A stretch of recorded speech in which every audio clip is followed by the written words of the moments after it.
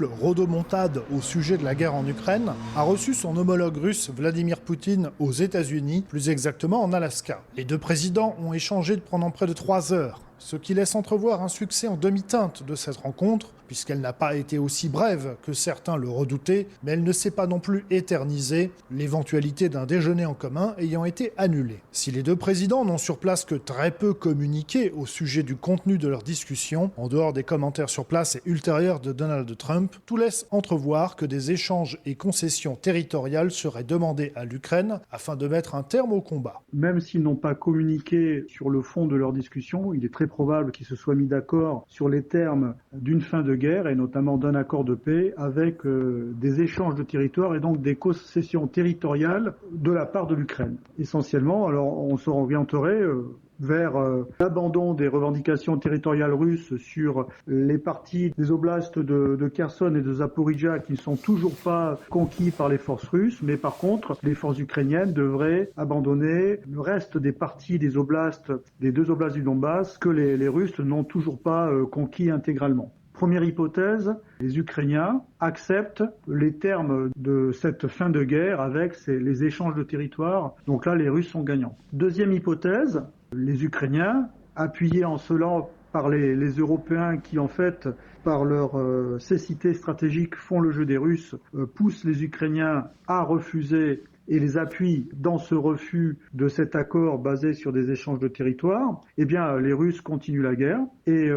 du fait de la guerre d'attrition qu'ils conduisent depuis novembre 2022, avec un épuisement pas tant des forces ukrainiennes, mais surtout de la société ukrainienne, de l'économie ukrainienne et de l'État ukrainien, eh bien, ils finiront par atteindre leurs objectifs par les armes et peut-être iront-ils au-delà et que, en cette fin de guerre future, eh bien, les termes de la fin de guerre pourraient être beaucoup plus cruels et désavantageux pour l'Ukraine. Du côté de la ligne de front, les combats et les attaques de drones n'ont pas cessé de part et d'autre, pas même durant la rencontre Poutine-Trump. On observe que depuis plusieurs semaines, une avancée importante des troupes russes, tout à fait inédite depuis le quasi-gel de la ligne de front à l'automne 2022 avec la retraite des forces russes de Kherson. Pour rappel, l'une des nouveautés du conflit actuel en Ukraine est la généralisation de l'utilisation des drones civils dans l'observation et les combats, rendant presque impossible les grandes offensives de troupes et de chars et contraignant les belligérants à se répartir en très petits groupes qui s'observent en permanence et en direct grâce aux drones. C'est ainsi que ces derniers jours, les forces armées russes ont progressé d'une bonne dizaine de kilomètres dans le secteur de Pokrovsk, l'une des villes fortifiées depuis une décennie par l'armée ukrainienne.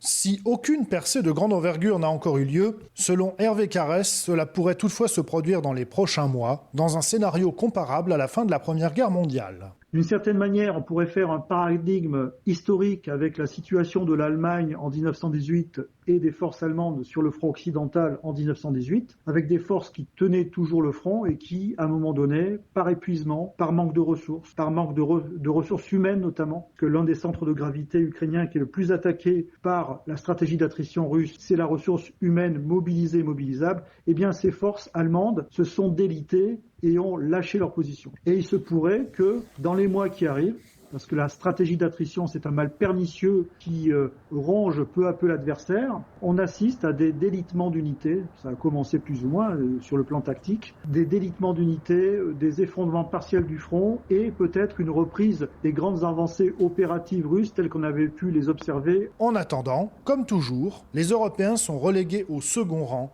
et devrait a priori être laissé devant la porte lorsque Donald Trump recevra le président ukrainien Volodymyr Zelensky, alors qu'ils avaient fait le choix de l'accompagner pour sa rencontre avec Donald Trump. D'ores et déjà, les principaux dirigeants européens, d'Ursula von der Leyen en passant par Emmanuel Macron, ont fait savoir qu'ils s'opposaient à toute cession territoriale de la part de l'Ukraine en faveur de la Russie, ce qui n'a évidemment aucune chance de recevoir l'approbation de Moscou. Quant à Trump, à ce sujet, il a rappelé sur les réseaux sociaux que c'est sous Obama, en 2014, que l'Ukraine a perdu la Crimée et que par ailleurs l'adhésion de l'Ukraine à l'OTAN est inenvisageable. Au final, en cas d'échec de ces négociations, s'il y a peut-être un point sur lequel tout le monde pourra tomber d'accord, c'est l'éventualité de l'adhésion à terme de l'Ukraine à l'Union européenne, puisque cela ferait porter aux seuls Européens le fardeau de sa reconstruction et de la gestion de son après-guerre. En attendant, Donald Trump pourrait se laver les mains de l'échec des négociations, tandis que Vladimir Poutine pourrait continuer la guerre jusqu'à épuisement humain de l'Ukraine et économique de l'Europe.